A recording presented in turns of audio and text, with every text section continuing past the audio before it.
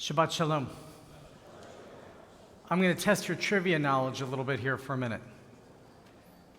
Think back to the old commercials. And if I were to ask you this question, how do you spell relief?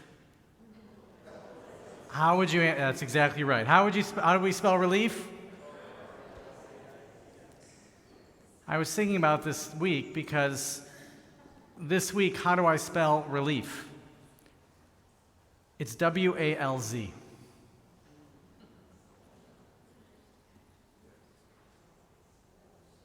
W-A-L-Z. And that's not a political statement, by the way. I'm not looking to endorse Vice President Harris. I'm not looking to endorse President Trump.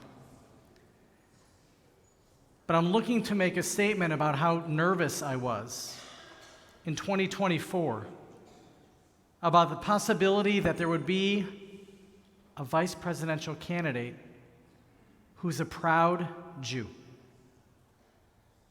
It really made me nervous.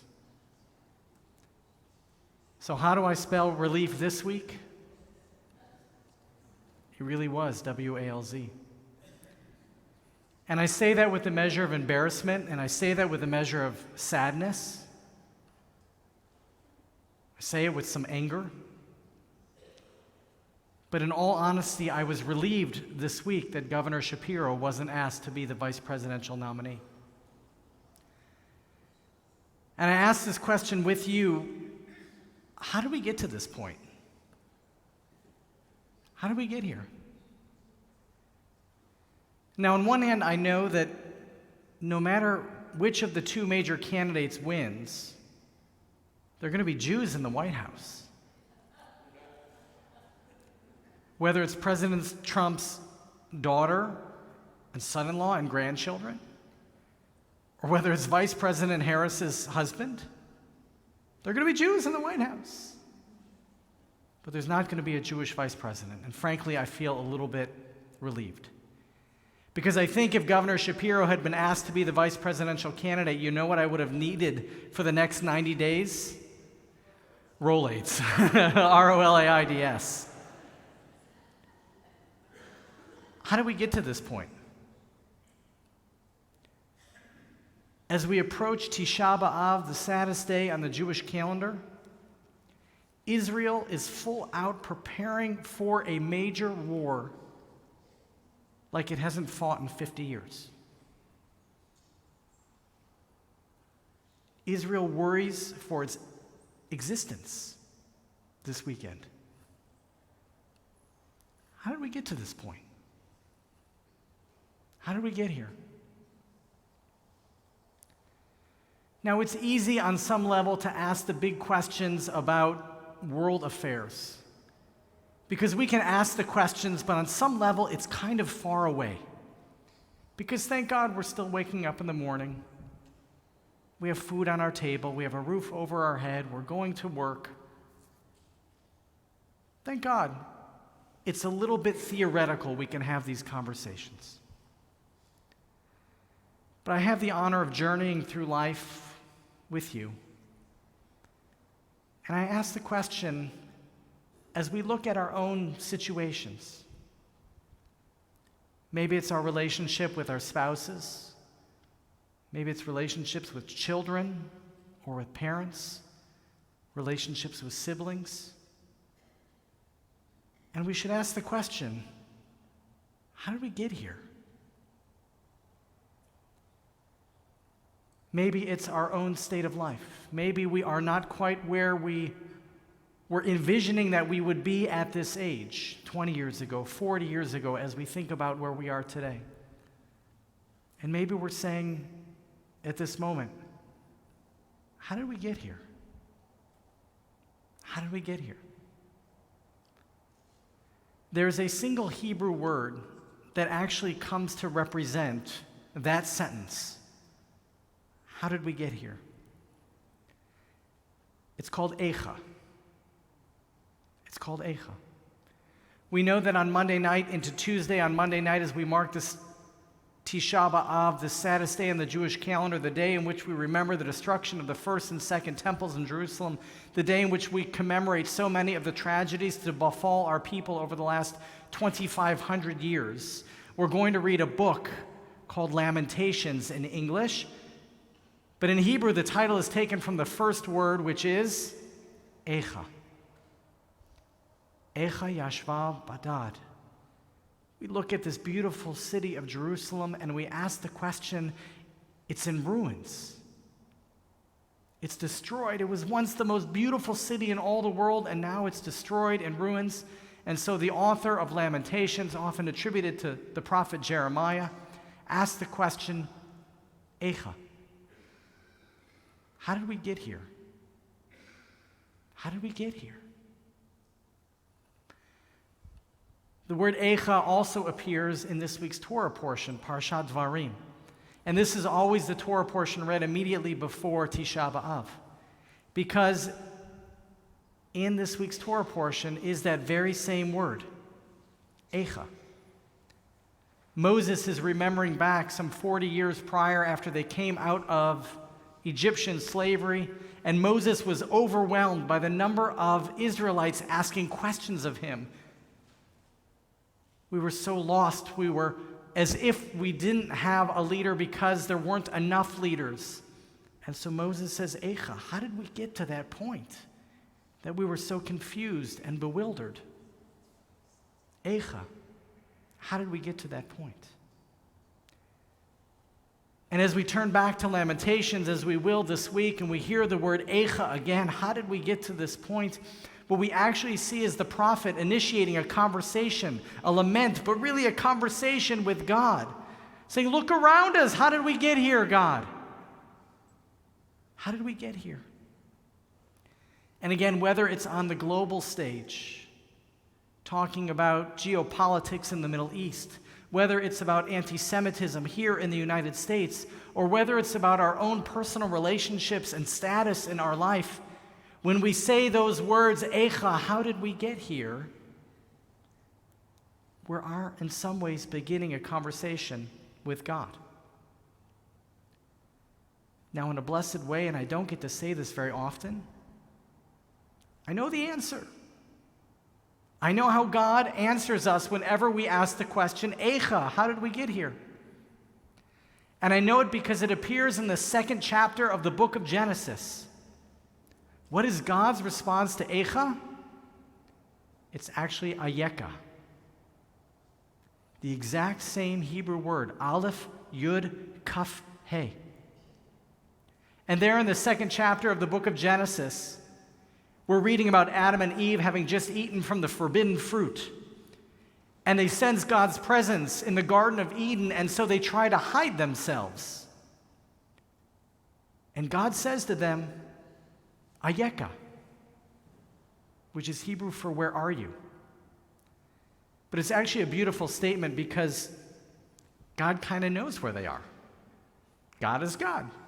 You can't hide from God. But God is saying, Nu, where are you? Are these really the choices you want to be making? Are you on the path that you should be on? Hebrew, Ayeka might be Hebrew for put yourself in check. And so I wonder if God's answer to our question of Echa, Aleph, Yud, Kaf, He, is Ayeka, Aleph, Yud, Kaf, He. If God's answer to our question of how did we get here is look at yourself. Look at the choices you made. As we reflect on geopolitics, it's very easy to pick up a magazine or a newspaper or even a book that comes to try to answer the question, how did we get here? There's lots of reading to be done about the current status in the Middle East. And as we talk about anti-Semitism in North America today, and in these United States in particular, there are lots of articles and reflection being done as to how did we get to this moment? What has changed in the last 24 years? What has changed in the last 50 years? What has changed in the last 10 months that has brought us to this moment? And a big part of that is us asking tough questions about how we live our lives. Have we taken the threat of BDS seriously enough over these last many years? Have we really looked at our college campuses and not just wondered with words, wow, this is really a problem, but actually done something about it? Have we taken our tzedakah and given it to the right places? Have we invested where we've needed to invest? Have we educated where we need to educate? Have we inspired where we need to inspire? Have we brought joy to Jewish homes and raised Jewish kids who are going to go out and stand up for the Jewish people? When we look around this world of ours, and especially anti-Semitism in the United States, and we ask the question, Ayecha, and we ask the question, Echa, God says back to us, Ayeka, we have some tough conversations to have with ourselves about how we as individuals and we as a community haven't done enough to strengthen Judaism, to protect the Jewish people, and to secure the state of Jews in America today. And I might suggest, too, when it comes to other relationships in our lives, and maybe they're weak, maybe they're broken, and we ask the question, Echa, how did we get here? God says back to us, Ayeka, have you made the choices you need to make? Have you invested in the communication? Have you taken the time to work on those relationships? Or, as we're about to approach these next 8 weeks leading up to Rosh Hashanah, perhaps the most important question with regard to our relationships, have you recognized your own mistakes? And have you apologized for them? Have you seen your own shortcomings and repented of them and changed your ways? Have you, in your broken relationships, admitted your own faults? Echa, how did we get to this moment? Ayeka. Look at your own actions first. At this time of year, especially with Tisha B'Av this week and as we march our way toward Rosh Hashanah and Yom Kippur, the traditional explication of that word Ayeka, of put yourself in check and look at your own actions, typically comes to our Jewish lives. And as I look around this amazing room, and I know how much tzedakah you all give, and I know how many mitzvahs you all fulfill, I think the answer is not, well, do one more mitzvah. Though maybe it is. Maybe you still need to light Shabbos candles more often. Maybe you need to do a better job of keeping kosher. Maybe you need to observe Shabbos a little more. Maybe it is. Or maybe it is, let's look at our intentionality and ask the question, the things we're already doing, are we doing it with the right heart? Are we doing it with the right neshama? Or can we put a little more of ourselves into everything that we do? When I look at the state of anti-Semitism in America today, it's not because we haven't educated our kids. It's because we haven't educated them enough. As I look at anti-Semitism in America today, it's not because we haven't taught our kids about Jewish joy, it's because we haven't given them enough Jewish joy. And as I look at the world affairs, it's not because we're lacking in justice and compassion. It's because those of us who are really passionate about pursuing justice have taken our eyes a little bit off that ball of compassion. And those of us who are really passionate about offering compassion have taken our eyes a little bit off of the obligation to pursue justice. So if you lean to the right, I might ask you in these next 8 weeks, how might you lean back to the left a little bit? And if you lean to the left, I might ask you in these next 8 weeks, how might you lean back to the right a little bit? How do we put ourselves in check as we look at the state of the world today?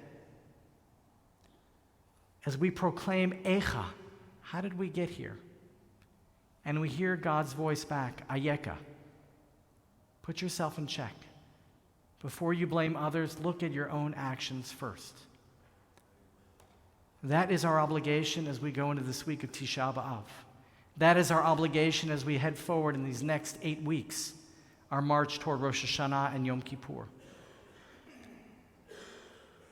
We conclude the book of Lamentations with actually the penultimate verse. Hashivenu Adonai elecha v'nashuva, chadesh yameinu kikedem.